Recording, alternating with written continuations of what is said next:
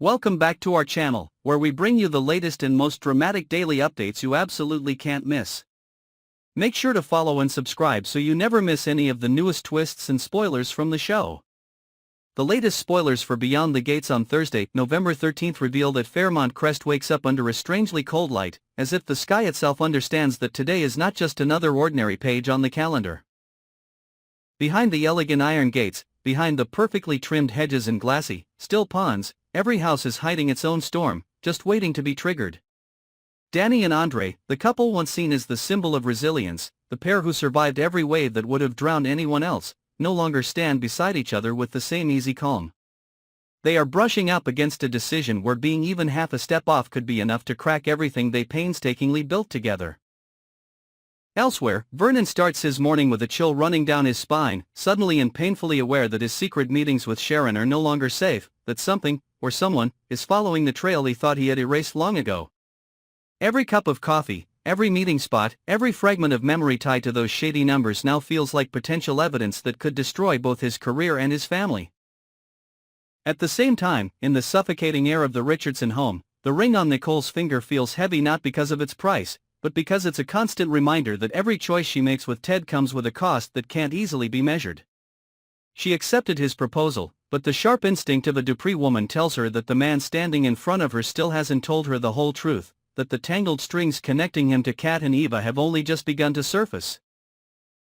Kat steps through the doorway with her usual defiant air, but inside she is nothing but compressed rage, carrying the secret of those forbidden conversations Samantha accidentally overheard, and the bitter sense of being judged by the entire family while the real sins are quietly buried under reputation and status. At the hospital, Derek wears his name badge like a mask, trying to hide a shattered marriage and a fractured heart behind a professional face, but those faint sparks with a new colleague, together with Shanice's quiet presence, are pushing him closer and closer to the line between salvation and self-destruction. Thursday, November 13th is not the moment when the storm suddenly hits. It's the day when all the tiny cracks that have been silently spreading for weeks finally meet at a single breaking point. And when the gates of Beyond the Gates close behind them, no one is truly sure whether they're being protected from the outside world, or locked inside with the very secrets, schemes, and disastrous choices they themselves once set in motion. The decision that Danny and Andre are about to make doesn't begin with a bolt of lightning, but with the strange feeling of a peace that has lasted for far too long. After a seemingly perfect wedding, after photo shoots drenched in light, after all the congratulations and the hand-in-hand walks through the gates of Fairmont Crest like two people who had just won a war against the world, they suddenly realize there is a terrifying silence sitting in between them. Life has become orderly, schedules are clear, work is smooth, no scandals circling them, no one attacking them head-on anymore. For most people, that would be a reward. But for those who have grown used to living among undercurrents, the quiet feels more like the surface of a storm that's slowly building. Unease seeps into every corner, starting from the smallest questions that neither of them dares to say out loud. Andre looks at the international bookings, the invitations to exhibit in Europe, the offers from luxury brands that want him gone for months at a time. Danny looks at consulting contracts, chances to stand on her own, no longer being called Andre's wife but recognized as an individual with her own voice. They both understand that if they want to seize those opportunities, they will have to do something they are both afraid of. Put their relationship on the table, dissect it, and see whether it is strong enough to survive them walking in two directions, or whether they must choose a path less romantic but more realistic. The discomfort begins there. Andre feels pulled between passion and responsibility, between becoming a leading force in the art world and being a stable anchor for Danny. Danny, on the other hand, isn't sure she wants to be the one who sacrifices herself yet again, forced to step back, rearrange her entire life to fit her husband's schedule. Both of them know that a single decision about work could become a crack in their marriage. That feeling makes them irritated with each other over the smallest moments, an unanswered email, a missed call, a distracted glance during a meeting that makes the other feel like they are no longer the priority. Slowly, they realize the question is no longer just whether their love is enough, but whether their love is compatible with the price they are each willing to pay. In another corner of Uptown, Vernon is playing a dangerous game he knows very well has no way back. Those private meetings with Sharon, the woman whose name is spoken in fearful whispers in both political and financial circles, are not just casual coffee in the last hidden booth of a restaurant. Every time he walks in, his fists clench a little tighter, sweat beads on his skin even though the air conditioning is always too cold. He understands that just one familiar gaze, one secretly snapped photo, one leaked message could make the carefully crafted image of a retired senator with a spotless life collapse within hours. What they discuss is not small talk. Behind Sharon's calm smile are numbers, anonymous accounts, investments routed through intermediaries, reports edited from real figures into prettier ones. Vernon knows he has stepped into the swamp of financial manipulation, into the flow of money that passes through the hands of people who never accept losing. Back when he was still in office, he used his influence to push certain projects through, and in return, the thank you money was gathered and stashed away in places where someone else is helping him keep it safe. That someone is very likely Sharon. His usual discretion begins to crack as small clues start appearing: an email warning about a review of old files, a phone call from an old associate asking a seemingly harmless question, a news report about a new corruption investigation. He no longer sleeps deeply, jolting awake in the middle of the night with the thought that someone may have finally pieced together fragments of information from years ago. Why does he still keep going to those meetings, when he knows how dangerous they are? Is it because he is bound by some old political deal, or because there is still a personal bond between him and Sharon that he doesn't dare name? Every time he looks in the mirror, he has to face the question. Is he really protecting his family from scandal, or is he just trying to save his ego, save the reputation he built with both charm and cold calculation? In that whirlpool of secrets and calculations, Nicole faces a more insidious form of betrayal, the betrayal of the man she once chose, once let go of, and now stands on the brink of choosing again. Ted offers his proposal like a promise to fix everything, like a ticket back to the image of a power couple, doctor and businesswoman, husband and wife walking through the gates of Fairmont Crest together without a single flaw showing. Nicole agrees, but years of being a Dupree have trained her never to fully trust romantic gestures. She warns him that his actions will have consequences, not just for her, but for the innocent people swept into the vortex of his emotions and ambition. Because she knows that nothing with Ted is ever simple. He is not just the ex-husband trying to make amends, he is also the man entangled in secrets with Kat and the messy web connecting him to Eva. The most terrifying question for Nicole is not whether he loves her, but how many lies he has used to keep her standing still while he continues to do things she cannot accept.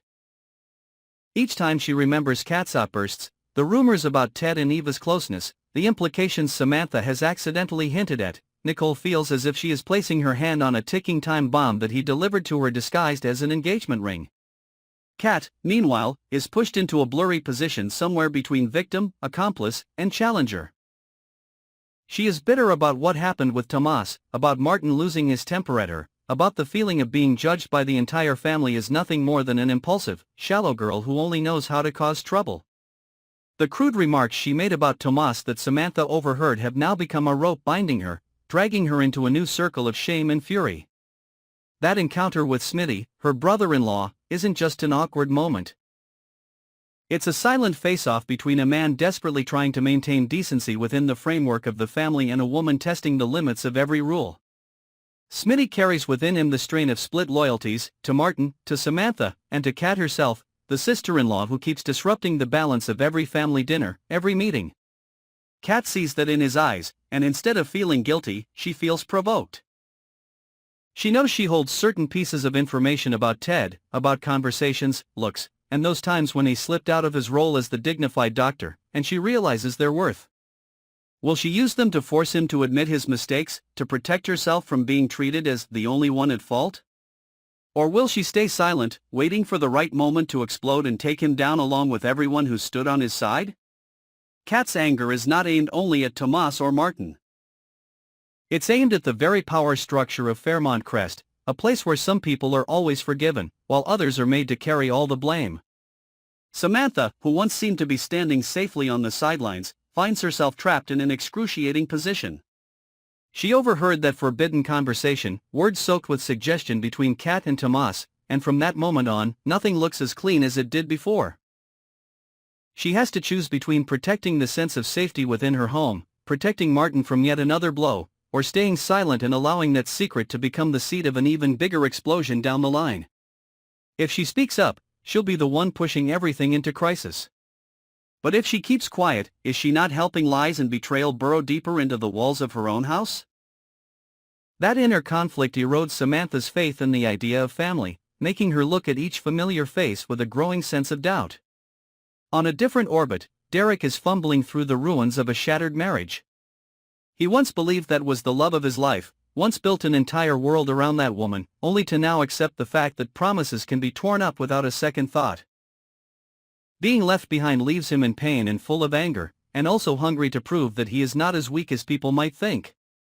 He turns to Shanice like reaching for a stabilizing marker in a storm.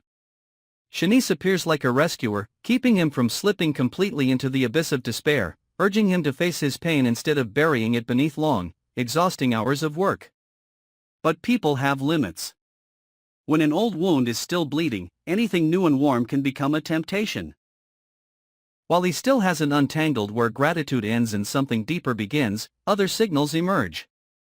A colleague, late nights working side by side, stray glances that linger a little too long, small touches that last a beat more than they should. The blazing fire mentioned in the teaser could be an actual fire, or it could be the metaphor for what's smoldering inside Derek. The desire to be seen, to be wanted, to be reminded that he is still worth something despite having failed at marriage.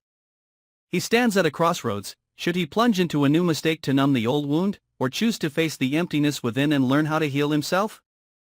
If he chooses Shanice, if he lets himself lean fully on her, what will the price be? His reputation, his job, or worse, the trust of those who once looked up to him as a decent man. Amid all these tangled relationships, every small decision in Beyond the Gates feels like placing another stone on a scale already far too heavy.